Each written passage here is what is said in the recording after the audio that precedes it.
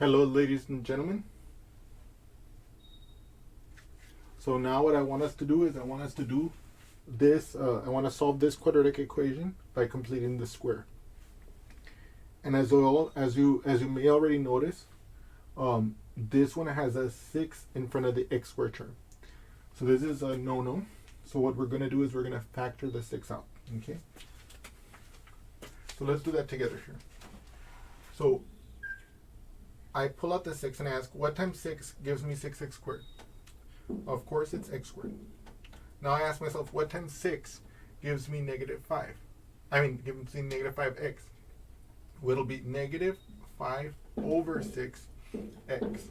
If I multiply 6 times negative 5 over 6, I will get negative 5. Okay? And then what times 6 gives me negative 10? It will be negative 10 over 6, or, in other words, negative 5 over 3. But we can leave it as negative 10 over 6 for now, just so that you can see very clearly where it came from. Now you might say, well, David, how can I know for sure? We can use algebra. So I could say, because look at my question, what times 6 gives me negative 5? So I can say, okay, 6 times some number, let's call it a, equals negative 5. Now I can solve this simple equation. I can divide the left-hand side by 6. I can divide the right-hand side by 6. And I get a equals negative 5 over 6. Just as I got here. And again, if I didn't know this, I could easily say, okay, what times 6 gives me negative 10?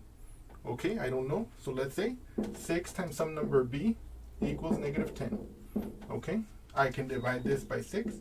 I can divide this by 6. And I get b is equal to negative 10 over 6, or in other words, negative 5/3, okay?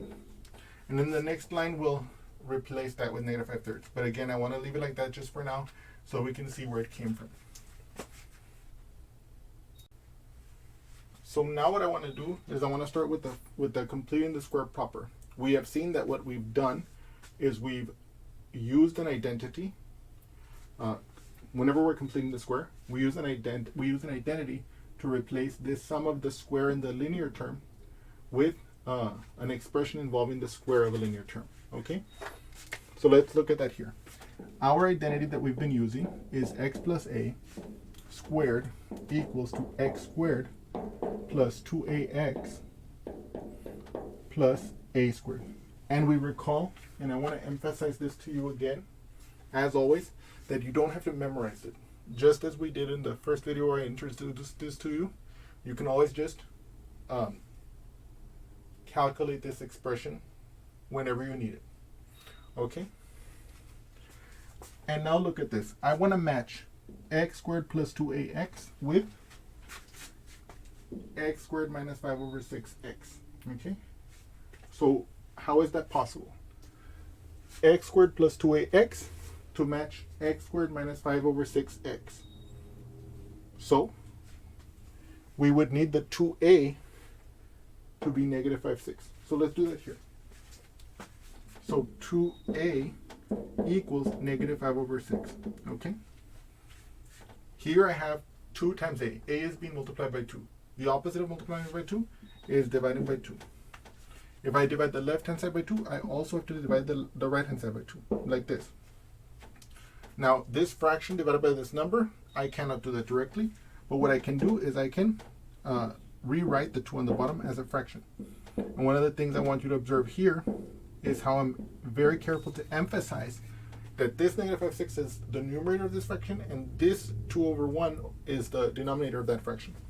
Just as in this case, the 2 was the denominator of this fraction. Here, I can now say, how do I divide by a fraction? I multiply by the reciprocal. So it becomes negative 5 over 6 times the reciprocal. What's the reciprocal of 2 over 1? 1 over 2.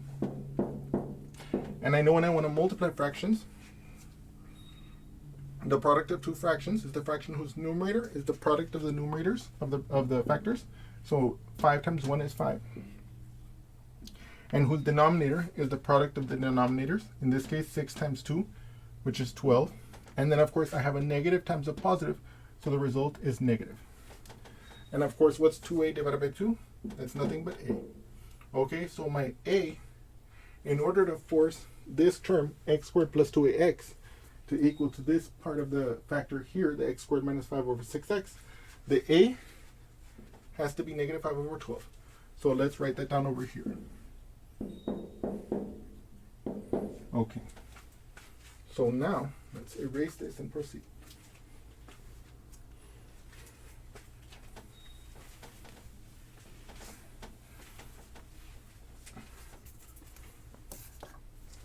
So now what I want to do is I want to calculate that expression out. So in other words, I know that x minus 5 over 12 squared, okay? What is this? This is the x plus a. Since our a is negative, it becomes x minus 512, because the addition of the negative is the same thing as subtraction, okay? So then this becomes x squared plus 2ax. We remember we calculated that 2a equaled negative 5 6 to solve for this 5 12, to solve for this negative 5 12. So I can simply write this as negative 5 over 6x, because that's how we solved for the a in the first place. Then plus a squared, plus the negative 5 over 12 squared. That we haven't done yet. Let's calculate it. Negative 5 over 2. By the way, I want you guys to know that you guys can always do this on a separate screen, on a separate sheet of paper. Sorry about that. I was getting tongue-tied. So this squared is going to be the negative 5 over 12 times the negative 5 over 12. Right? Because the square of a number is always that number times itself. Okay? Now here, again, how do we multiply fractions? The product of two fractions is the fraction whose numerator is the product of the numerators of the factors being multiplied. So in this case, let's say 5 times 5, which is 25, and whose denominator is the product of the denominators of the factors being multiplied, of the fractions being multiplied. In this case, 12 times 12, which is 144. And then, of course, what's the sign of this? A negative times a negative is a positive, so it'll be plus.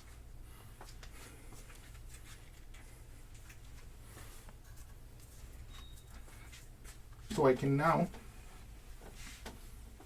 rewrite this expression on the right-hand side as x squared minus 5 over 6x plus 25 over 144. Okay, and that's what equals to this.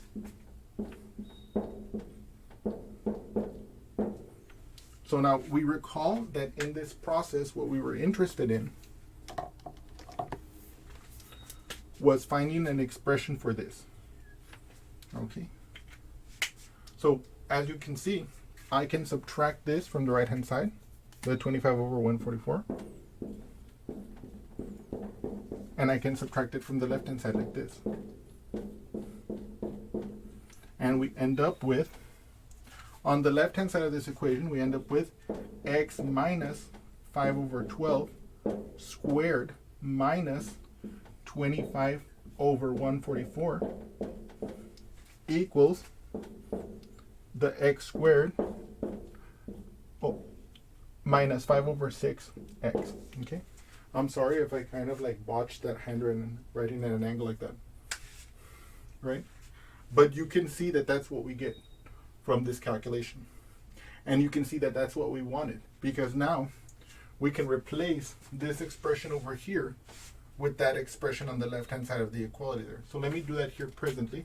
So this 6, I can bring it down. 6, open bracket, x minus 5 over 12 squared minus 25 over 144. Right, that takes care of all of this. Then I bring down, in this case, you see this 10 over 6.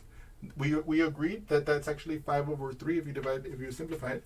So it's minus 5 over 3. And then that equals to 0.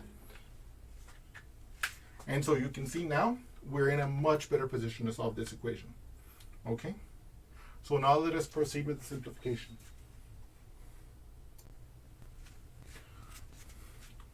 So now what we have to do is we have to figure out how to simplify this part. What is negative 25 over 144 minus 5 over 3? Okay? So one thing you might think of is, I know that 144 is 12 times 12, and I know that 12 is 4 times 3. So that might help us in figuring out how to get the common denominator that we're going to need to add these two fractions, okay? Okay, so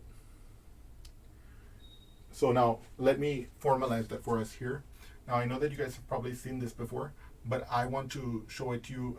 I want to show you how you could use it in this scenario. Okay, so what we're gonna have to do is we have to put these on a common denominator to perform this calculation. And so what we want to find in general, for the general case, is the least common multiple of these two factors, the 144 and the 3. Okay, so now what we can do to find the least common multiple in the easiest way possible is we can make a factor tree for 144. Okay, so 144, as we mentioned, is 12 times 12. 12 is 4 times 3. 12 is again 4 times 3. 4 is 2 times 2. And 4 is 2 times 2. Okay, and the 3, and of course you can see that, and of course the 3, it has no factor tree. Okay, and so, but if you look at this, I can rewrite 144 as 2 times 2 times 2 times 2 times 3 times 3. Okay, 2 times 2 times 2 times 2 times 3 times 3. Okay, and of course the 3, we just write it as 3. So any least common multiple of 3 is going to have a factor of 3. Any least common multiple of 144 is going to have all of these factors. It already has a 3 in it, so 144 happens to be a multiple of 3. And in fact, it is the least common multiple of these two, by the reasons I mentioned above, right? Okay, so because remember, what does the least common multiple have? The least common multiple of two numbers has each factor of each number it's the least common multiple of, at least to the power in each of the separate numbers. Okay. In this case, let me just recap. In this particular case, any multiple of 3 is going to have one factor of 3. Any multiple of 144 is going to have the 2s. Is going to have 4 2s and 2 3s. This one already has 1 3, so it already is a multiple of 3. And there is no smaller common multiple, because if you take away any of these factors, it's no longer going to be a multiple of 144. Okay. And so, but what this also lets us see is what we have to multiply the 3 by. We have to multiply it by this. Okay. And what is that? 2 times 2 is 4. 4 times 2 is 8. 8 times 2 is 16. 16 times 3 is 48. So I know that this fraction over here has to be multiplied on the top and bottom by 48. Okay. By the way, just for completeness, I want you to see how you could find the least common multiple in a more interesting case than this. So let me show you something like that, just real briefly, so that this discussion won't just be like an annoyance. Because I know that sometimes, if you see a case like this and it doesn't show you the practical reality in a more interesting case, then it's it sticks less in the brain. Okay, so let's say I wanted to find the least common multiple of, let's say, 48 and 56. Okay, now the primitive idea is you say 48 times 2 is let's say 96. 48 times 3 is blah, and then you keep on writing out the multiples forever. Then you take 56, you multiply by 2, you get 112. You multiply by 3, you get let me see, I believe 168, and so on and so forth. And then eventually in the list you find the first one in both lists that match, right? That would be the least common multiple. But how would we do it using what I just showed you? Well, you would do it like this. First, I'm going to make my factor tree for 48. 48 is, we can say 6 times 8. 6 is 2 times 3. 8 is 2 times 4. 4 is 2 times 2. What about the 56? The 56 is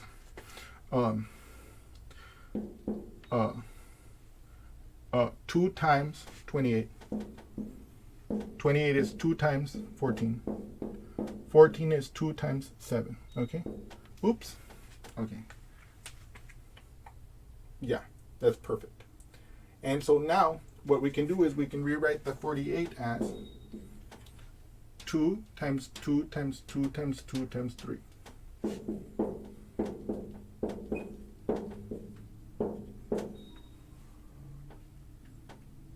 Yes. And we can, let me put a little line there so we don't confuse them. And then we can write the 56 as 2 times 2 times 2 times 7. Okay? So now,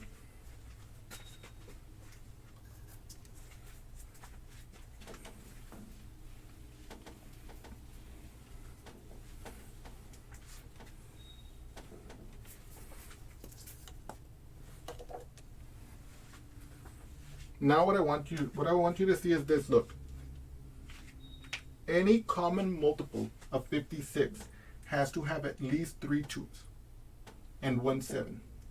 Any common multiple of 48 has to have 4 2's and 1 3. Okay? So obviously, in order to be a multiple of 48 and 56, we take the larger number of 2's, in this case 4.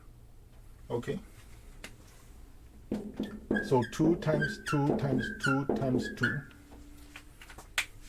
Because if I take away one of the 2's, then it will no longer be a multiple of 48. Okay? But it has 3 2's, so it will be a multiple of 56 as far as the 2's are concerned. Now, the 3's. In order to be a multiple of 48, it must have a 3 in there as a factor. So I'm going to multiply it times 3. In order to be a multiple of 56, it must have at least 1 power of 7. So I'm going to multiply it by 7. And so instead of making that long list of multiples of 48 and multiples of 56, I have written what the least common multiple will be, and we can multiply it to calculate what it is. Okay? But let me again justify the idea. In order to be a multiple of 48, it must have 4 2's and 1 3. We look at that number. Does it have 4 2's and 1 3? It does. In order to be a multiple of 56, it must have at least 3 2's. It does. And 1 power of 7. Yes. Now, I'm going to show you it's the least one. If I take away 1 2, then it cannot be a multiple of 48 because it will no longer have enough 2's to make 48 a factor of this number. If I take away the 3 or the 7, the same argument applies. If I take away the 3, it's no longer a multiple of 48 because the 48 has a 3 in its factorization. If I take away the 7, it can no longer be a multiple of 56. So therefore, it has the exact factors that are needed to make it a multiple of both, and it has no additional factors. In other words, if I take away one of the factors, it fails now to become a multiple of one of these. So now what is this? 2 times 2 is 4, times 2 is 8, times 2 is 16, 16 times 3 is 48, 48 times 7 is the result. So what is 48 times 7? Let us do that here. 7 times 8 is 56, so I bring down my 6, carry my 5. 7 times 4 is 28, plus 5 is 33.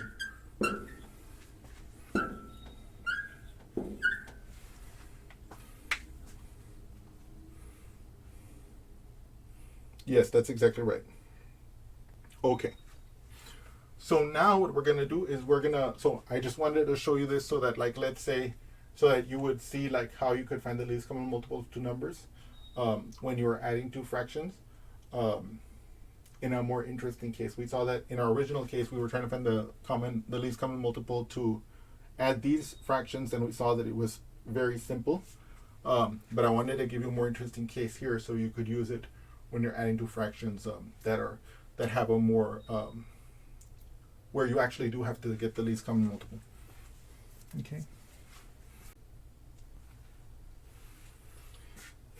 And so now let's continue with this calculation. We first ask we know that 3 times 48 is going to be 144 because it's by design. We saw it in the factorization. But let's just double check out of complete paranoia. 3 times 8 is 24. So I bring down my 4, carry my 2. 3 times 4 is 12, plus 2 is 14. So we see that it is indeed 144.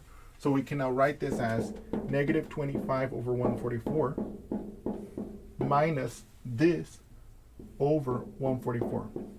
What is that on top? 5 times 48. 5 times 8 is 40. So I bring down my 0, I carry my 4. 5 times 4 is 20, plus 4 is 24. Okay, so it's 240. Now here we have we have a negative and we're subtracting a number, so it becomes more negative. So we basically add the numerators and keep the sign. 240 plus 25 is 265. So it's negative 265 over 144, like this. So I can then use that over here as 6 open parentheses x minus 5 over 12 squared minus 265 over 144. Okay? And that equals 20. Now I'm going to do something important, or not necessarily important, but it's going to help us solve this equation. Okay? Okay.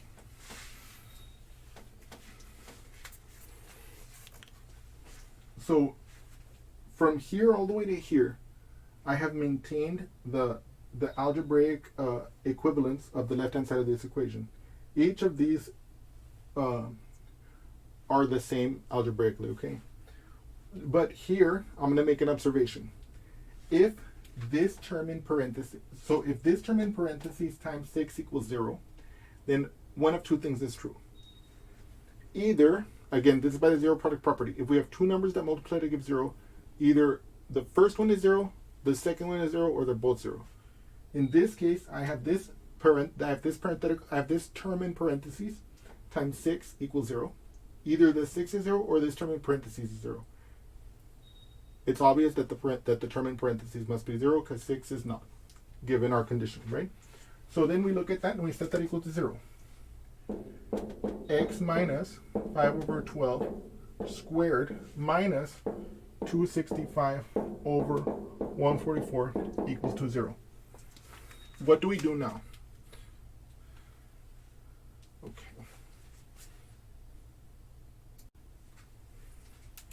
So what we do is we want to get this square term by itself now. So I'm going to add the 265 over 144 to both sides. So this is gone now. So we bring this down and we get x minus 5 over 12 squared is equal to 265 over 144. So now we can take the square root of both sides. Because what's the opposite of squaring? Taking the square root. I'm going to take the square root of the left. Let me write that down here. X minus 5 over 12 squared equals the plus minus square root of 265 over 144. Right? We know that if we're taking the square root of a fraction with a positive numerator and denominator, we can replace that with plus minus the square root of 265 divided by the square root of 144. And in this case, we know that the bottom is going to simplify to 12 because the square root of 144 is 12. Now, what we need to figure out is, will the numerator simplify as a square root? So what we're going to do to find that out is we're going to make a factor tree for 265. Okay? So we know, because the last digit is 5, that it's divisible by 5. Okay. And so I put my 5 here, and I ask how many times does 5 go into 265? So I do my long division. Does 5 go into 2? No. Does 5 go into 26? Yes. It goes in 5 times. Why? Because 5 times 5 is 25.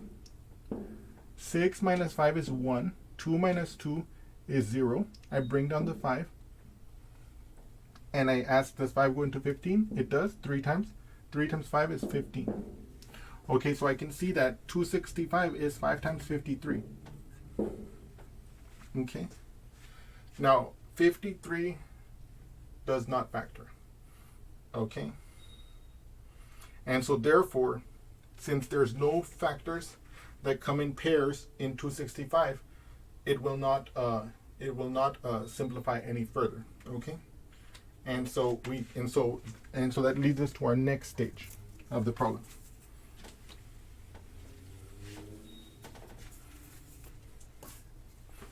So this left-hand side just becomes x minus 5 over 12 equals plus minus the square root of 265 over 12. Okay? Now what we do is we add the 5 12s to the other side. So I add 5 12s here, and I add 5 12s here, and I get x equals 5 over 12 plus minus the square root of 265 over 12. And we recall that that is a shorthand for the following statement. We could write that the solution of this equation, the original one that we got, is this. We could write that. Or, what is equivalent, we could write x equals 5 over 12 plus the square root of 265 over 12, and x equals 5 over 12 minus the square root of 265 over 12. Okay? So these, we could write the solution separately like this. Okay? And I hope you've enjoyed this example, and I look forward to seeing you again soon. Thank you so much.